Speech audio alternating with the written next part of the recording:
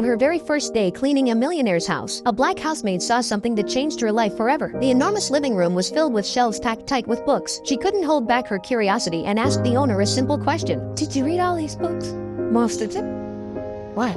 His answer made her realize something powerful. Knowledge could truly change a person's destiny. That night, when she got home, she turned off the television. She sat down and made a learning plan for her children. She told them they had to finish 2 books every week, and on weekends they needed to write a report about what they had read. If you use that time to develop your God-given gifts, wouldn't be long before folks was watching you on TV. Those words sank deep into her son's heart. From then on, a boy named Carson studied late into the night, but even with all his effort, he was still at the bottom of the class. When his teacher asked how many questions he had answered correctly on the exam, he whispered, "None." The classroom erupted with laughter. Carson lowered his head in shame. Every day after school, he avoided his classmates so he wouldn't face their stares, but the teasing never stopped. Finally, he lost his temper and got into a fight. He was sent to the principal's office. When the principal demanded an explanation, Carson said it was an accident, but no one believed him. The principal pulled out his report card and handed it to his mother. It was filled with nothing but D's and F's. He warned her that if things didn't change soon, the school would have no choice but to expel him. On the way home, Carson was overwhelmed with guilt. He promised his mother he would never fight again, but when it came to grades, he wasn't so sure. He had already tried his hardest, and maybe his classmates were right. Maybe he really was dumb. But his mother looked him in the eyes and said firmly, "You're not dumb, my son. You are smart. You just haven't used your intelligence yet. But if you keep these grades, you'll spend your whole life scrubbing floors in a factory." Her words shook Carson to the core. He vowed to change, to prove himself to his mother. Yet no matter how hard he worked, his grades didn't improve. Then one day, his mother noticed something strange about the way he read. She soon discovered the truth. Carson was severely nearsighted. She didn't hesitate. She broke open her savings and bought him his first pair of glasses. For the first time, the words on the board came into focus. For the first time, his eyes locked onto the pages of his books. Slowly, his grades began to rise. The day he finally passed an exam, his mother's joy was beyond words. From that moment on, Carson started to love learning. He read late into the night at the library. He read in his dimly lit bedroom. He even read in the bathroom at home. Anywhere he could, he studied. Soon, his grades improved dramatically. When he brought home his very first A, he rushed home after school, eager to share the joy with his mother. But she told him calmly, "If others can do it, you can too, and you can do even better." Those words became his driving force. Carson pushed himself harder than ever. The first time he stood at the front of the class to be praised by his teacher, he felt something he had never experienced before. It lit a fire inside him. As time passed, his hunger for knowledge only grew. He became fascinated with everything, even a simple pebble on the ground. His curiosity drove him to read every book he could find about rocks. That curiosity paid off one day in science class. The teacher held up a black stone and asked if anyone knew what it was. The room was silent. Then Carson raised his hand. "It's obsidian," he said, and went on to explain how it formed. His explanation was so detailed that even the teacher learned something new. From that day on, his classmates saw him differently. After class, the teacher showed him a microscope and invited him to take a look. That single moment opened a door to a whole new world. Carson's desire to explore the unknown grew even stronger. 4 years later, the boy who once sat at the bottom of the class stood proudly at the top of his grade. His mother watched him walk across the stage to receive an award, her heart bursting with pride. After years of determination, Carson earned a place at Yale University with a full scholarship. He even met a brilliant young woman who became his girlfriend. Together, they dreamed of the future. But Carson still faced obstacles. His grades in chemistry were so poor that he had failed multiple times. If he didn't pass this time, his dream of becoming a doctor would collapse. As he struggled, his girlfriend asked him, "What's the thing you do best?" "Reading," Carson replied. "Then do what you do best." She said, "Read. Read as much as you can. You'll find the answers in those books." Carson took her advice. He studied day and night. With her help, he filled in every gap in his knowledge. When the exam finally came, the pages were filled with complex chemical formulas, but Carson's mind was ready. Answers flowed as if his pen had a life of its own. When the results were posted, his name was there. His hard work had paid off. At graduation, Carson was recommended for an interview at Johns Hopkins Hospital, a place known as the Mecca of medicine, but it was also where countless dreams were crushed. Each year, they accepted only 2 neurosurgeons, and that year, 125 applicants competed for those spots. One question mattered most. "What makes you think you can be a brain surgeon?" Carson answered calmly. He spoke about his passion for exploring the unknown. Then he asked, "Do you believe in miracles? The human brain is a miracle, and I believe every person has the power to create miracles." His confidence and composure impressed the interviewers. Those were exactly the qualities a neurosurgeon needed. Carson was accepted, although he was only an intern. His heart was filled with excitement, but reality was harsh. At first, the receptionist mistook him for a janitor. Later, a senior doctor confused him for a nurse and told him to draw blood from a patient. Carson checked the chart and realized the patient was severely anemic. Drawing blood could have made things worse. When he refused, the doctor saw it as a challenge to his authority. Carson was harshly scolded. Though humiliated, he held his anger inside. It wasn't weakness, it was self-control, something life had taught him. Then came his chance. One night in the ER, a young man was rushed in after being struck in the head during a baseball game. His life hung by a thread, but all the neurosurgeons were away at a conference. The only doctor there was Carson, still just an intern. By rule, he wasn't allowed to operate, but as the patient's condition worsened, Carson knew he had no choice. Guided by duty, he stepped into the operating room as lead surgeon for the very first time. 4 hours. He worked with focus and precision, and in the end, he saved a life. But soon after, he was summoned to the director's office. His decision had broken hospital rules and could have put them at risk. He braced himself for punishment. Instead, the director gave him news so shocking it would change his life forever. Want to know what happened next? Follow me. The rest of the story is coming soon.